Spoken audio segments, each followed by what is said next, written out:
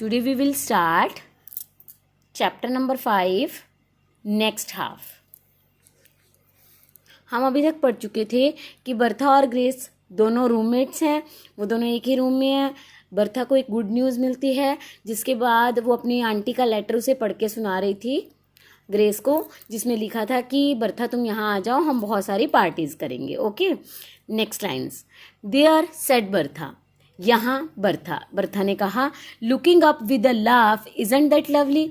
उसने कहा हंसते हुए कि ये बहुत अच्छा नहीं है कि मैं वहाँ चली जाऊँगी.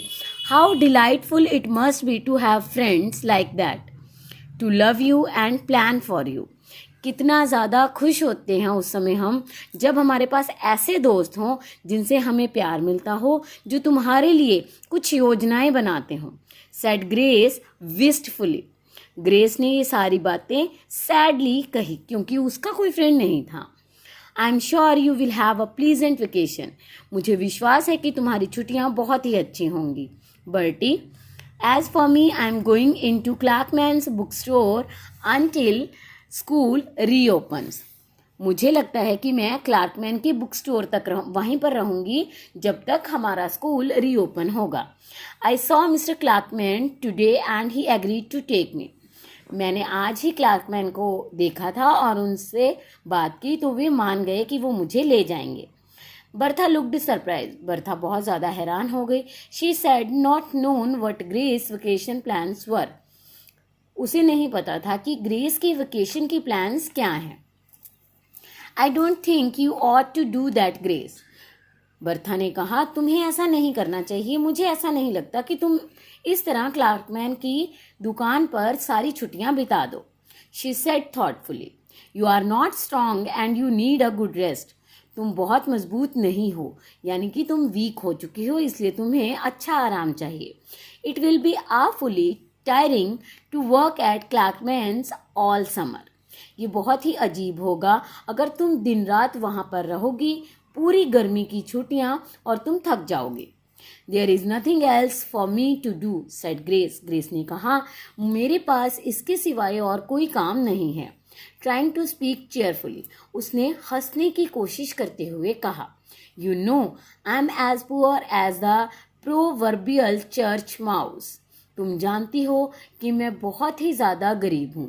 प्रोवर्बियल मीन्स जैसे कोई कहावत कहते हैं उस तरह. Bertie, and the simple truth is that I can't afford to pay my board all summer. उसने कहा बर्टी, इसमें सच्चाई है, साधारण सी सच्चाई है कि मैं अपने बोर्ड की जो फीस पे करनी है उसके लिए अफोर्ड भी नहीं कर सकती. And get my winter outfit, और मैं अपना विंटर का आउटफिट भी नहीं ले पाऊंगी unless I do something to earn it, जब तक कि मैं कोई काम ना करूं. I shall be too busy to be lonesome. मैं अकेलेपन से बिजी रहना ज़्यादा ठीक लगता है, ज़्यादा अच्छा समझती हूँ. And I shall expect long newsy letters from you, और मैं तुमसे लंबे न्यूज़ी बहुत सारी बातों के साथ पत्र मिलना पसंद करूँगी अगर तुम मुझे भेजोगी. Telling me all your fun, और मुझे अपना सारा मज़ा बताना. Passing your vacation on to me and second hand you see, और मैं भी तुम्हें बताऊंगी कि मैंने क्या किया. Well I must see to work at those algebra problems, और मैं काम के साथ साथ एल्जेब्रा की जो प्रॉब्लम्स है यानी कि मैथमेटिक्स के, उन्हें भी सॉल्व करने की कोशिश करूंगी. I tried them before dark, मैं उन्हें अंधेरा होने से पहले कोशिश करूंगी. But I couldn't solve them, और मुझे पता है कि मैं उन्हें सॉल्व नहीं कर पाऊंगी. My head ached and I felt so stupid. मेरा सिर दुखने लगता है और मुझे बहुत ज़्यादा मूर्खता महसूस होती है. How glad I shall be when exams are over. कितना मैं खुश महसूस करूंगी जब हमारे एग्जाम्स ख़त्म हो जाएंगे. I suppose I must revise the senior English this evening, said Bertha absently. Bertha ने नामूड होते हुए कहा मुझे लगता है मुझे सीनियर इंग्लिश आज शाम को ही रिवाइज करनी पड़ेगी. But she made no move to do so, लेकिन उसने इस काम को करने के लिए कोई मूव नहीं किया, यानी कि कोई कोशिश नहीं की. She was studying her friend face, वो सिर्फ अपनी दोस्त का चेहरा पढ़ने की कोशिश कर रही थी। How very pale and thin grace looked. वो सोच रही थी कि ग्रेस का चेहरा कितना पीला है और कितना पतला है। Surely much paler and thinner than when she had come to the academy. उससे भी ज़्यादा पीला और उससे भी ज़्यादा वो पतला हो गया है जब वो अकेडमी आई थी। And she had not by any means been plump and rosy then.